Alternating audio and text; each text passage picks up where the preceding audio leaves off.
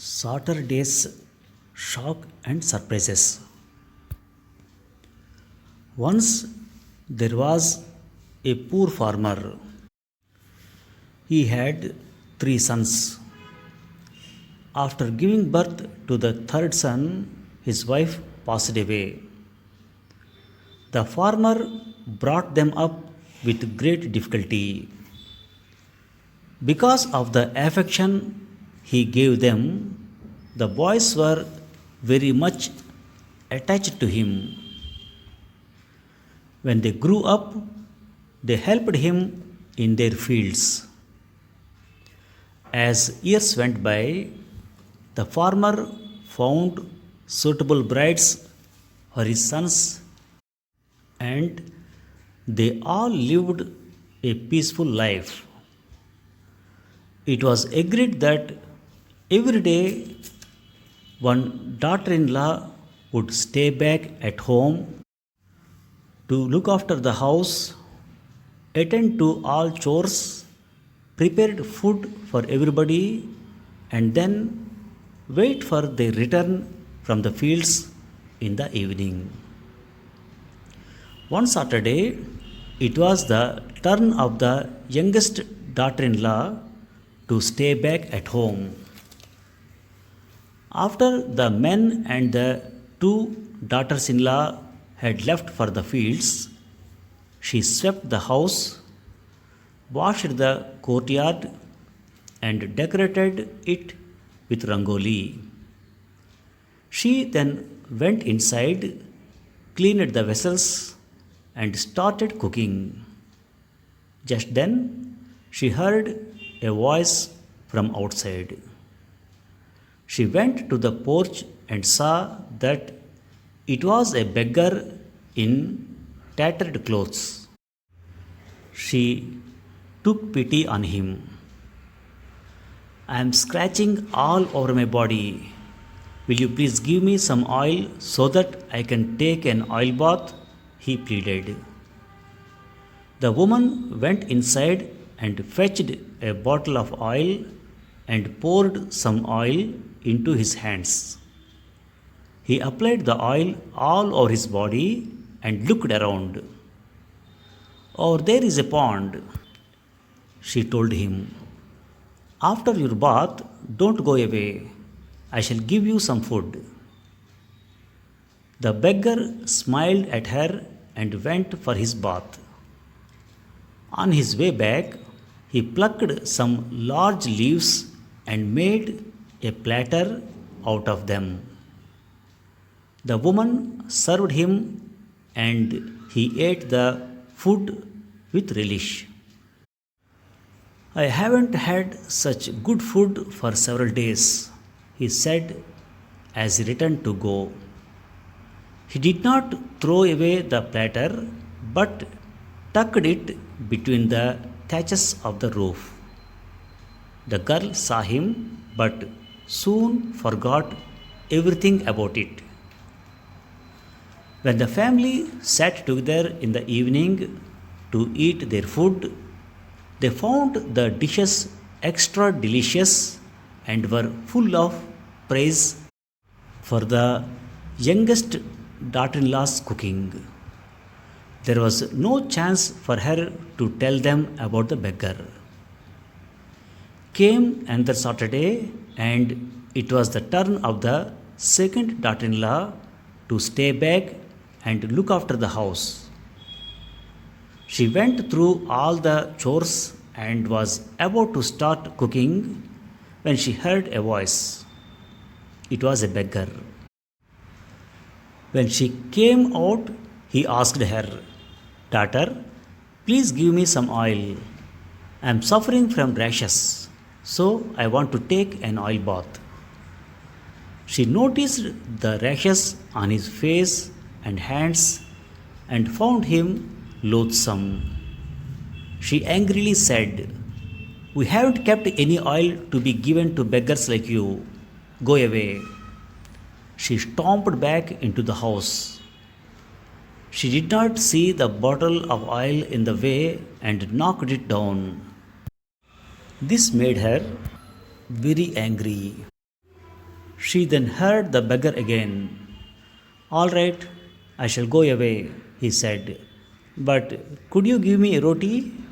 I haven't eaten since morning and I am feeling very hungry. This time, the girl did not come out. Oh, you are still hanging around? I told you go away. There was some dirty water in a vessel, which she threw at him through the window. So, this is what you would do to a poor beggar. You won't get any food to eat today. He cursed her and went away. Fortunately, she did not hear what he said and so was not aware of the curse. The girl now got busy in cooking and then waited for everybody to come back. As usual, they sat down to eat. The second daughter in law, who was about to serve, was shocked to see that all the vessels in which she had kept dishes were empty. They were not only empty, but they looked as if someone had eaten the food and left the vessels clean. She remembered that she had kept the vessels covered with proper lids. The farmer, who was equally affectionate to his daughters in law, did not want to embarrass her with any remark. He asked his other daughters in law to help the woman cook food. Surprise was in store for them. The tin in which they had stored flour was found empty. The basket in which vegetables had been kept was also empty. The can which used to contain cooking oil did not have a single drop. The girl could not give any explanation as she was now in a dazed condition. She did not tell them about the beggar's visit. The kind hearted farmer called his second son, and together they went to the market and bought whatever groceries and vegetables they wanted. The daughters in law together cooked the food, and all of them had a late dinner. Days passed. It was another Saturday, and the eldest daughter in law was left behind to look after the house. She had hardly kindled the fire for cooking when she heard a voice. Could I have some oil, O kind lady? The woman came out and saw a beggar who repeated the question, adding, I am itching all over my body and I wish to take an oil bath. The woman was angry as she had been disturbed in her work. She wondered whether the beggar would not make other requests if she were to oblige him with oil. She also had a lurking suspicion. Would this beggar have eaten all the dishes and stolen the groceries and vegetables the previous Saturday? You rogue! I am sure you are the one who stole our flour, vegetables, and oil. Go away this minute, she shouted at him. The beggar protested.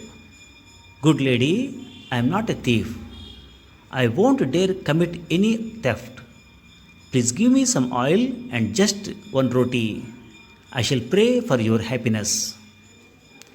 I don't need your prayers and blessings, the woman said harshly. She went inside and fetched a stick. Brandishing it in front of the beggar, she threatened him.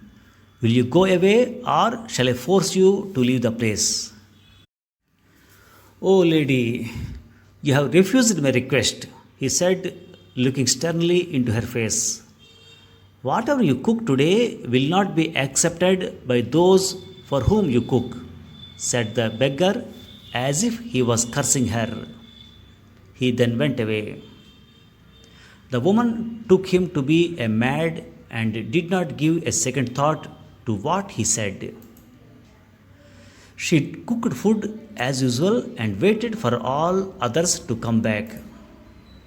When they returned and sat for dinner, she brought all the dishes and one after the other she opened the lids. She was horrified to see that one dish had worms crawling all over, another dish had fleas, and another was full of ants and other insects. She wept aloud and ran back into the kitchen. The farmer realized the situation and consoled himself and others by saying, I am afraid we have angered our gods and goddesses. Otherwise, why should things happen the way they did last Saturday and today? We must do something to propitiate them. Once again, the farmer and his eldest son went to the market and fetched groceries, oil, and vegetables, and asked the three daughters in law to cook their dinner. The following Saturday, it was once again the turn of the youngest daughter in law. After attending to all chores, she was about to start cooking when she heard the familiar voice. It was the beggar asking for oil. She came and asked, You came here some days ago and I gave you oil. Haven't you got rid of these rashes and itching? She went inside, fetched the bottle of oil, and poured some oil into his hands. As he smeared the body, she said, You may go and take a bath in that pond, and by the time you come back, I shall have prepared food. Like on the previous day, he came with a platter made of leaves. He ate the food and blessed the woman. May you always cook and enjoy hearty meals. May you and your husband enjoy long life. On his way out, he pushed the platter into the roof and went away. The girl noticed what he was doing but kept quiet. In the evening, everybody relished the food the girl had cooked. The farmer raised his head and said, The whole thing is strange. One Saturday, the food was missing. The following Saturday, the food went rotten with worms and insects. But today, the food is delicious. It looks as though the gods and goddesses are no longer angry with us. Wonder what happened today. The youngest daughter in law, who, after serving everybody, had just then sat down to eat her meal. She narrated the visit of the beggar on 2 Saturdays when she was at home and also revealed how he had shoved the platter into the roof. The farmer got up and went out to see whether the platters were still there. They were. When he pulled one platter, it came off into his hands full of precious stones. He then pulled out the other platter and saw that it contained gold coins. There was surprise writ on the faces of the farmer, his 3 sons, and their wives.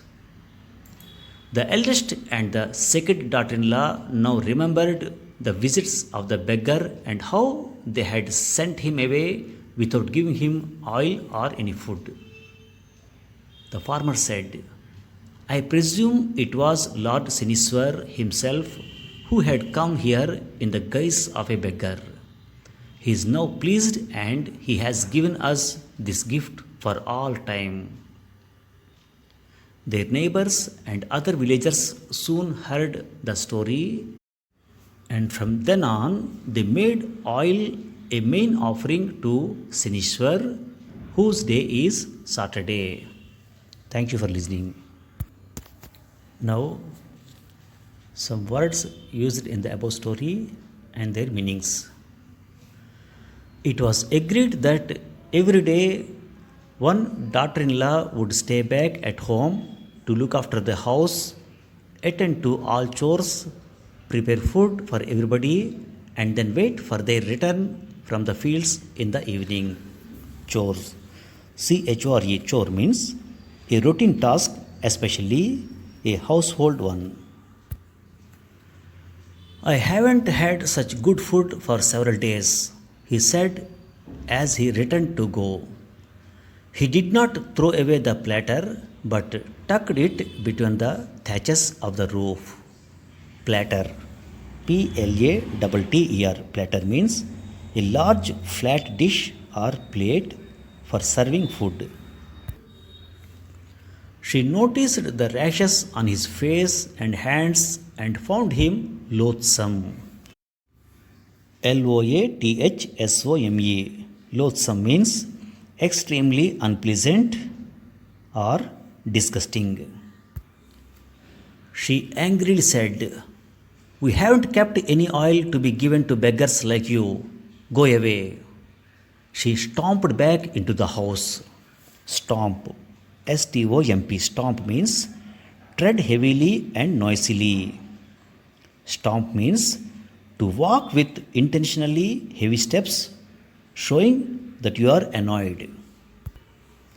This time the girl did not come out. "Oh, you are still hanging around? I told you go away."